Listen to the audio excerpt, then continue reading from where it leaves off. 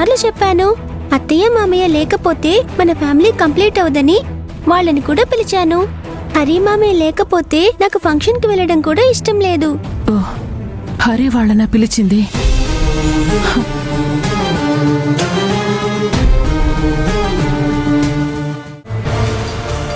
Family అన్నాక గొడవలు రావడం మామూలే, కానీ ఏదైనా సమస్య వచ్చినప్పుడు అందరం కలిసి పరిష్కరించుకోవాలి. అత్తయ్య గారికి వచ్చిన సమస్య ఏంటో మనతో చెప్పడానికి కూడా ఇష్టపడట్లేదండి. పైగా మనల్ని వేరు చేసినట్టు మాట్లాడుతున్నారండి. ఒకవేళ చెప్పేలా ఉంటే వాళ్లే చెప్తారు కదా లక్ష్మి. అయినా ఇలా అనుకోవడం తప్ప ప్రస్తుతం మనం చేయగలిగింది ఏమీ లేదు. ఎందుకంటే అమ్మకున్న కోపానికి మనల్ని అంత ఈజీగా క్షమించదు. అమ్మ ఎక్కడ కంగారు పడుతుందో అని నువ్వు బాధపడుతున్నావు, కానీ నువ్వు బాధపడుతున్నావు అన్న విషయం వాళ్ళకి అర్థం కావాలి కదా. ఏంటో వీటన్నిటి నుంచి బయటకు వచ్చి అమ్మ ఎప్పుడు అర్థం చేసుకుంటుందో, ఆ ఈగోలన్నీ పక్కన పెట్టేసి మళ్ళీ మనతో ఎప్పుడు కలిసిపోతుందో ఏంటో. నువ్వెందుకు అంత ఫీల్ అవుతున్నావు? ఆంటీ చెప్పకపోతే ఏమైంది? ఆ సమస్య ఏంటో ఇంట్లో వాళ్ళకి తెలిసే ఉంటుంది కదా. కిరణ్ అడుగు, లేదంటే అంకుల్కి ఫోన్ చేయి. ఎవరో ఒకరు చెప్తారు కదా మావా.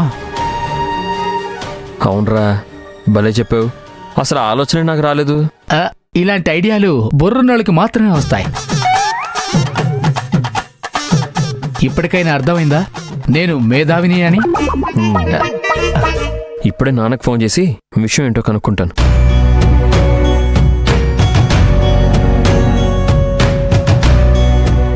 హలో నాన్న, నా కోళ్ళు ఎలా ఉందిరా? మేమందరం బానే ఉన్నాం, కానీ ఇంతకీ మీరెలా ఉన్నారో చెప్పు. మాకేమవుతుందిరా, మేమందరం బానే ఉన్నాం. ఇంకా మీ అమ్మ ఏ ఇబ్బంది పెట్టలేదు. మమ్మల్ని పెడుతుందిలే. లక్ష్మికి ఫోన్ చేసి డబ్బుల పరంగా అంతా బానే ఉందా అని అడిగితే ముందు కాసేపు మౌనంగా ఉండి తర్వాత చెడమడ తిట్టేసింది. దాంతో మాకు అర్థమైంది ఇంట్లో ఏదో సమస్య ఉందని. ఇంతగా సమస్య ఏంటో చెప్పు. హరి ఏంటి ఇలా మాట్లాడుతున్నాడు? నేను ఇంట్లో డబ్బులు ఇవ్వడం లేదని తెలిసిపోయిందా? నాన్నా, హరి ఏమైందంటే నేను చెప్పు నాన్న, ఇంతకీ సమస్య ఏంటి? అన్నట్టు అమ్మ అకౌంట్లో నుంచి 25,000 రూపాయలు ఎవరికో ట్రాన్స్ఫర్ అయ్యాయంట కదా, ఏంటా గొడవ? అమ్మయ్యా, నేనెక్కడ హరి ఇచ్చిన డబ్బులు ఇంట్లో ఖర్చులకు ఇవ్వడం లేదనేసి అడుగుతున్నాడేమో అని అనుకున్నాను. నిన్నే నాన్న, చెప్పు. అమౌంట్ ట్రాన్స్ఫర్ అవ్వడం ఏంటి? ఎవరన్నా మన ఇంటికి వచ్చారా ఈ మధ్య? అరే, అదంతా ఒక పెద్ద కథరా. నువ్వేం టెన్షన్ పడకు.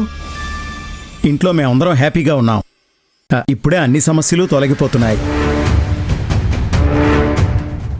మీ అమ్మ అకౌంట్ నుంచి 25,000 ట్రాన్స్ఫర్ అయ్యాయిరా.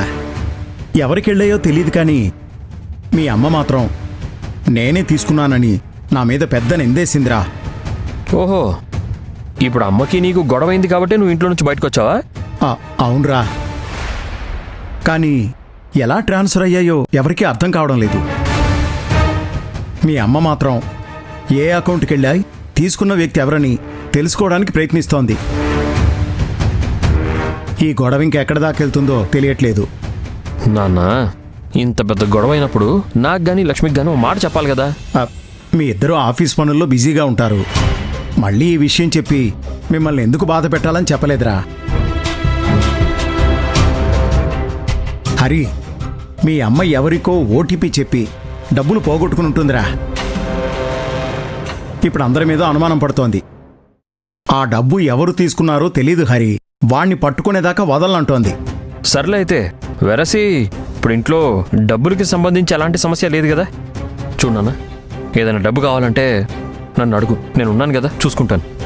అరే, ఇప్పుడిచ్చిన డబ్బులే ఎక్కువరా, ఇంకేమో అవసరం లేదు. మీరు సంతోషంగా ఉండండి, మా గురించి ఏం ఆలోచించకండి. మీ అమ్మ గురించి తెలుసుగా, అనవసరంగా ఏదో ఒక సమస్య తీసుకుని వస్తుంది. మీరు తన గురించి ఆలోచించకుండా హ్యాపీగా ఉండండి. సరేనన్నా.